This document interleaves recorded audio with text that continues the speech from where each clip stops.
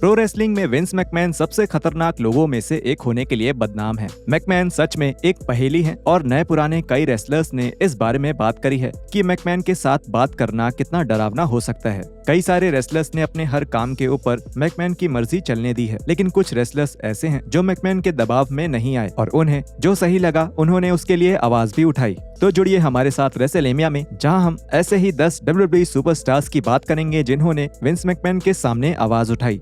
उससे पहले रोज की रेसलिंग वीडियोस के लिए हमारे चैनल को सब्सक्राइब करके नोटिफिकेशन बेल दबाना ना भूलें और एक्सक्लूसिव लिस्ट के लिए हमें फेसबुक पर फॉलो करें। हमारे नए चैनल रेसलमेनिया शॉर्ट्स को भी जरूर देखें। Number 10, the shield. साल 2012 में WWE में डेब्यू करने के बाद द शील्ड का रन काफी अच्छा रहा था, लेकिन 2013 के एलिमिनेशन चैम्बर इवेंट में ये रन खत्म होने वाला था। शुरुआती प्लान्स के मुताबिक जॉन सीना, रायबैक और शेमस के खिलाफ एक 6 मैन टैग मैच में द शील्ड हारने वाली थी। उस प्लान के मुताबिक इस मैच में जॉन सीना जीतने वाले थे। डीन एम्ब्रोस, रोमन रेंस और सेथ रॉलिंस जानते थे कि ये इस मैच के लिए गलत फिनिश होगा। इस तरह के फिनिश से किसी का फायदा नहीं होने वाला था और आखिर में इससे रेसलमेनिया 29 से ठीक पहले द शील्ड का नाम खराब हो जाता। ये तो सभी को पता है कि क्रिएटिव्स के इस फैसले पर द शील्ड ने कैसे रिएक्ट किया था। ये तीनों रेसलर्स बिना डरे सीधे विंस मैकमैन के ऑफिस में गए और इस फैसले के खिलाफ खड़े हुए। द शील्ड ने अच्छे तर्क देकर समझाया कि उन्हें क्यों लगता है कि ऐसा फिनिश सही नहीं रहेगा और हैरानी की बात ये थी कि विंस मैकमैन ने सच में उनकी बात सुनी और यहाँ तक कि उस फिनिश को बदल भी दिया। द शील्ड ने वो 6 मैन टैग मैच जीत लिया और अगले कुछ महीनों तक WWE टीवी पर अपने हर मैच में उन्होंने जीत हासिल करी। Number 9, the godfather. 1999 में द गॉडफादर को कार्ड पर अपनी जगह बनाने में मुश्किल हो रही थी और इसकी वजह से वो अपना गुस्सा निकालने के लिए सीधे विंस मैकमैन के पास पहुंच गए। मैकमैन ने कहा कि टीवी से दूर रहना कभी कभी फायदेमंद भी हो सकता है, लेकिन गॉडफादर ने उनकी बात नहीं मानी और उनसे उनकी बातों का मतलब पूछने लगे। इसी वजह से पुराने इंटरकॉन्टिनेंटल चैंपियन रह चुके इस रेसलर को टीवी पर 1 मिनट के स्क्वैश मैच के लिए बुक कर दिया गया, जो साफ तौर पे अपने बॉस के खिलाफ खड़े होने के लिए एक सजा थी। Stories with Briscoe and Bradshaw पर उन्होंने इस वाक्य के बारे में बात करी। मैं अंदर गया और विंस से बात करी। मैंने उन्हें अपनी बात समझाई। उन्होंने कहा, तुम जानते हो चार्ल्स, कभी कभी टीवी पर होने से बेहतर टीवी पर ना होना होता है। लेकिन मैंने उनकी एक नहीं सुनी। मैं फिर भी बोलता रहा, ब्ला ब्ला ब्ला। मैं फिर कहता हूँ चार्ल्स, कभी कभी टीवी पर होने से बेहतर है टीवी पर ना होना। मैं ये नहीं सुनना चाहता था। ठीक है, मैं तुम्हें टीवी पर डाल दूंगा। तुम टीवी पर आना चाहते हो ना, मैं तुम्हें टीवी पर डाल दूंगा। फिर नया कार्ड बाहर आता है। ठीक है, गॉडफादर ट्रिपल एच, साथ में कोई लड़की नहीं और सिर्फ 1 मिनट। Number 8, Rob Van dam.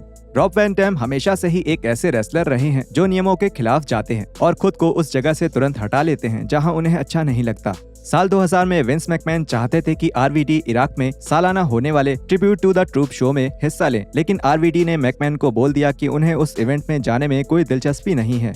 अपने पॉडकास्ट पर RVD ने अपने इस काम के बारे में ये कहा, मैं उसके बारे में बहुत सोच रहा था और दूसरे रेसलर्स मेरे पास आकर मुझसे कह रहे थे, रॉब, ऐसे मना करने के लिए हम तुम्हारी इज्जत करते हैं। मुझे भी वहाँ नहीं जाना है, लेकिन मैं मना नहीं कर सकता।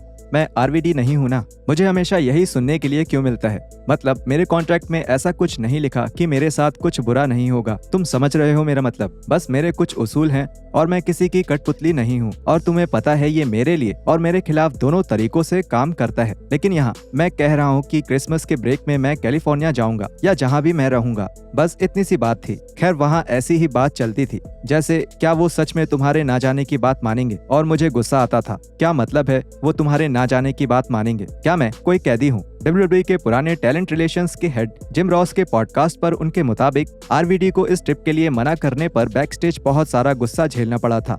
बेशक बैकस्टेज में बहुत गर्मा गर्मी थी। विंस को ये कहीं ना कहीं देश के खिलाफ जाने वाली हरकत लग रही थी। और देखो, मैंने हमेशा विंस मैकमैन की देशभक्ति की सराहना करी है और यूनाइटेड स्टेट्स को भी उनसे प्यार करना चाहिए क्योंकि वो बहुत सारा टैक्स भरते हैं और मैं जानता हूँ कि डॉक्टर मार्टिन लूथर किंग के लिए उनका प्यार कितना गहरा है। आमेन। लेकिन कभी कभी आप इस बात को ज्यादा ही बड़ा बना देते हैं। अब ये बात है, मैं इसको कुछ ऐसे ही मानूंगा। विंस वो नहीं जाना चाहते थे क्योंकि उसे वहां जाना सही नहीं लगता। Number 7, mark Henry. 2011 में मार्क हेनरी पर किया गया प्रैंक बहुत ज्यादा भारी पड़ गया और इसकी वजह से हेनरी की विंस मैकमैन से बहस हो गई थी और वो वहीं के वहीं WWE को छोड़ने भी वाले थे। हेनरी को सिन कारा के साथ एक डार्क मैच करना था, लेकिन कारा उस मैच के लिए आई ही नहीं। इसकी वजह से मार्क हेनरी को बहुत शर्मिंदगी हुई। क्रिस वैन व्लीट के साथ एक इंटरव्यू में मार्क हेनरी ने बताया कि उन्हें उस समय इतना गुस्सा क्यों आया था, और हेनरी ने इसकी एक बिल्कुल जायज वजह भी बताई। मुझे बेइज्जती महसूस हुई, मुझे शर्मिंदगी महसूस हुई। मैंने अब तक जितना काम किया, जितने सैक्रिफाइसेस किए, उसके लिए तुम कह सकते हो कि अरे तुम्हें तो उसके लिए बहुत पैसे मिले, लेकिन पता है क्या, मुझे इतने भी पैसे नहीं मिले थे कि मैं अपनी इज्जत का मजाक बनवा दूं और एक आदमी के तौर पर अपना सम्मान खो दूं। उसकी कोई कीमत नहीं होती।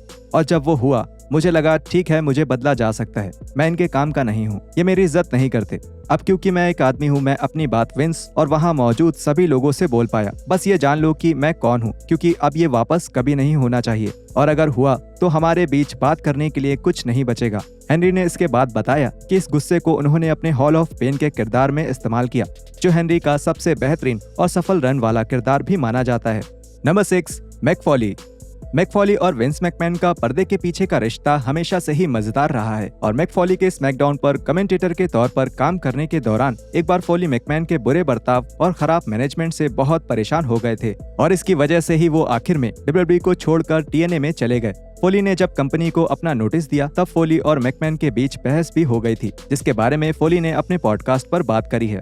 मैंने एक ऑफिशियल नोटिस भेजा था, मैंने बिल्कुल साफ कर दिया था कि अगर ये जॉब का हिस्सा है तो मुझे उसमें कोई हिस्सा नहीं चाहिए, और विंस ने कोशिश करी, यही मैं थोड़ा हिचकिचाता हूँ, क्योंकि विंस, बस सोचो कोई इतने बुरे हालातों से गुजर रहा था। मैंने उन्हें उनके बर्थडे के दिन मैसेज करने की कोशिश करी, लेकिन वो डब्ल्यूडब्ल्यूई का नंबर था और अब वो काम नहीं करता। लेकिन मैंने कहा, विंस, ये कब खत्म होगा? अगर मैंने इसके ऊपर 10 सालों तक मेहनत करी और मैं उतना अच्छा हो गया जितना हो सकता हूँ, तो क्या तुम मुझसे वैसे बर्ताव करोगे जैसे तुम जूनियर के साथ करते हो? और फिर वो मेरे बहुत करीब आए और उन्होंने कहा, तुम्हें लगता है मैं उसके साथ गलत बर्ताव करता हूँ? मैंने कहा, मुझे लगता है तुमने उसकी जिंदगी जरूरत से ज्यादा मुश्किल कर दी, और ये सच था। Number 5, Chris Jericho. भले ही क्रिस जेरिको AEW का एक हिस्सा हैं, लेकिन वो अभी भी विंस मैकमैन के बहुत करीबी हैं, और जेरिको ने तो ये तक कहा है कि वो विंस मैकमैन को कभी भी मैसेज कर सकते हैं और मैकमैन उनका जवाब हमेशा देंगे। लेकिन इन दोनों का रिश्ता हमेशा से इतना अच्छा नहीं था, और जेरिको ने बताया कि एक बार दोनों की किसी बात पर बहस इतनी बढ़ गई थी कि जेरिको मैकमैन के मुंह पर एक मुक्का मारना चाहते थे। कहानी कुछ ऐसी है कि जब जेरिको को डाउनफॉल नाम का शो होस्ट करने के लिए चुना गया था, तब उन्होंने ये बात किसी को नहीं बताई, क्योंकि वो डब्ल्यूडब्ल्यूई और मैकमैन की कोई दखलंदाजी नहीं चाहते थे। लेकिन जब जेरिको की तस्वीर द हॉलीवुड रिपोर्टर के कवर पर छपी, तब मैकमैन को इस बात पर बहुत ज्यादा गुस्सा आया कि जेरिको ने उन्हें ये नहीं बताया। जेरिको के मुताबिक मैकमैन को कहना था कि वो जेरिको को ये शो होस्ट करने की इजाजत नहीं देना चाहते, जिसकी वजह से दोनों में खूब बहस हुई, और मैकमैन ने ये तक कह दिया कि जेरिको को कंपनी से निकाला जा चुका है। आखिर में दोनों ने ये बात सुलझा ली, और जेरिको मैकमैन की मर्जी के साथ वो शो होस्ट करने में कामयाब रहे। नंबर 4, मुस्तफा अली। ऐसा हमेशा नहीं होता कि मेन इवेंट के रेसलर्स ही विंस मैकमैन के खिलाफ बोलने की हिम्मत जुटाएं, क्योंकि मुस्तफा अली को अपने साथियों और फैन से बहुत सराहना मिली थी जब उन्होंने मैकमैन के खिलाफ एक बहस में अपने लिए आवाज उठाई। अली के न्यू अमेरिकन पर्सोना के बनने के दौरान मैकमैन ने अली को कुछ ऐसा करने के लिए कहा था जो वो कभी भी नहीं कर सकते थे। अली के मना करने पर मैकमैन और उनके बीच बहस हो गई, और मैकमैन को अली के मना करने पर इतना गुस्सा आया कि उन्होंने अली को हमेशा के लिए डब्ल्यूडब्ल्यूई टीवी से हटा दिया। इस लड़ाई के बाद ऐसी रिपोर्ट सामने आई कि अली ने डब्ल्यूडब्ल्यूई से उन्हें निकालने की रिक्वेस्ट करी थी, जिसे डब्ल्यूडब्ल्यूई ने उस वक्त सीधे नकार दिया था। Number 3, nails. नेल्स का डब्ल्यूडब्ल्यूई से निकाला जाना अब तक की सबसे विवादित रिलीज में से एक रहा है, क्योंकि उन्हें विंस मैकमैन पर सच में हमला करने के लिए निकाला गया था। 1992 में नेल्स ने मैकमैन के ऑफिस में अपने पैसों को लेकर लड़ाई करी थी, और ब्रेट हार्ट के मुताबिक नेल्स ने मैकमैन को उनके ऑफिस में बंद करके लगभग 15 मिनट्स तक उन पर चिल्लाते रहे। ऐसा माना जाता है कि ये बहस करते करते नेल्स ने मैकमैन को उनके चेयर से धक्का देकर उनका गला दबाने की भी कोशिश करी थी। हार्ट ने इस अजीब हादसे के बारे में अपनी ऑटोबायोग्राफी में बताया, नेल्स ने विंस को उनके ऑफिस में बंद कर दिया और उनके ऊपर 15 मिनट्स तक उनसे बोले गए झूठ के बारे में चिल्लाते रहे। उनका चिल्लाना इतना ज्यादा हो गया था कि वो हॉल में दूर से सुनने पर भी मेरे रोंगटे खड़े हो गए थे। अचानक एक जोरदार आवाज आई। नेल्स ने मैकमैन को उनकी चेयर से गिरा दिया था और उनका गला दबा रहे थे। तब लैंसा स्लॉटर और कुछ एजेंट्स ने मिलकर उन्हें हटाया। नेल्स बाहर गए और तुरंत पुलिस को फोन करके विंस के खिलाफ सेक्सुअल हैरेसमेंट की शिकायत कर दी। विंस के ऊपर उसकी धारा लगाई गई, लेकिन वो जल्द ही हटा दी गई। कुछ लोगों ने तो सच में नेल्स की तारीफ करी कि कैसे उन्होंने विंस को ही फंसा दिया और खुद को बचा लिया। उस वक्त विंस अपने नाम का एक और स्कैंडल नहीं चाहते थे। Number 2, Brock Lesnar. रेसलमेनिया 34 के मेन इवेंट को क्रिटिक्स और फैंस से काफी आलोचना मिली थी। उस मेन इवेंट में यूनिवर्सल टाइटल के लिए ब्रॉक लेसनर और रोमन रेंस का आमना सामना हुआ था और इस तरह के मैच को देखने में किसी को दिलचस्पी नहीं थी, खास करके साल के सबसे बड़े शो के मेन इवेंट स्लॉट में। इस मैच को लेकर फैंस की नाराजगी की वजह से वहां मौजूद फैंस दोनों रेसलर्स के खिलाफ शोर करने लगे और उन रेसलर्स का नाम लेने लगे जो उस मैच का हिस्सा भी नहीं थे। लेसनर मैच को लेकर इस तरह के रिएक्शन से इतना गुस्सा हो गए थे कि जब वो बैक स्टेज पहुंचे तब उन्होंने अपना टाइटल सीधे विंस मैकमैन की तरफ फेंक दिया और ऐसी रिपोर्ट सामने आई कि दोनों में बाद में बहुत ज्यादा बहस भी हुई। हालांकि माना जाता है कि वो लड़ाई बहुत गंभीर थी, लेकिन दोनों में सुलह हो गई और पिछले 5 सालों में दोनों का एक मजबूत रिश्ता बन चुका है। Number 1, the Undertaker. The Undertaker और विंस मैकमैन की दोस्ती से गहरी दोस्ती प्रो रेसलिंग में कोई और नहीं है। ये दोनों एक दूसरे को परिवार मानते हैं और जब 2022 में विंस मैकमैन ने द अंडरटेकर को WWE के हॉल ऑफ फेम में शामिल किया था तब किसी को कोई हैरानी नहीं हुई थी। इस दोस्ती के बावजूद दोनों में काफी लड़ाई भी हुई है, खास करके 1997 में जब अंडरटेकर को ऐसा लगा था कि मैकमैन ने उन्हें बहुत बड़ा धोखा दिया है। जब मॉन्ट्रियल स्क्रू जॉब वाला हादसा हुआ था तब अंडरटेकर बहुत परेशान थे। द अंडरटेकर का ब्रेट हार्ट के साथ बहुत अच्छा रिश्ता था और उन्हें बिल्कुल नहीं पता था कि विंस मैकमैन ने हार्ट को टाइटल से इस तरह निकालने की साजिश रची थी। द अंडरटेकर को कुछ जवाब चाहिए थे और इसलिए वो सीधा मैकमैन के पास गए और उनसे पूछा कि आखिर वो ऐसा करते समय सोच क्या रहे थे।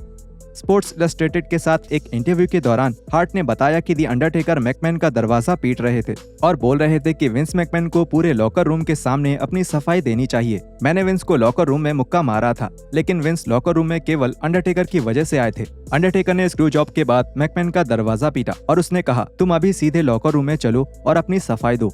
और विंस शायद किसी और की बात नहीं सुनते। जब मैं चला गया तो मैंने अंडरटेकर को एक लेटर लिखा। उसमें हार्ट ने लिखा, अब मेरे जाने के बाद तुम ही इस लॉकर रूम के मुखिया हो और तुम्हें अब सबकी आवाज बनना है। और यहाँ खत्म होते हैं हमारे WWE के 10 ऐसे रेसलर्स जो विंस मैकमैन के खिलाफ खड़े हुए थे। वीडियो के बारे में नीचे कमेंट करके हमें जरूर बताएं। कुछ मैच ऐसे होते हैं जिन्हें समय से पहले रोक देना ही सही होता है, लेकिन फिर भी WWE ने उन्हें जारी रखा। ऐसे मैचेस के बारे में जानने के लिए स्क्रीन पर दिख रही वीडियो पर क्लिक करें और हम मिलते हैं आपसे अगली वीडियो में ऐसे ही कुछ और रेसलिंग कंटेंट के साथ।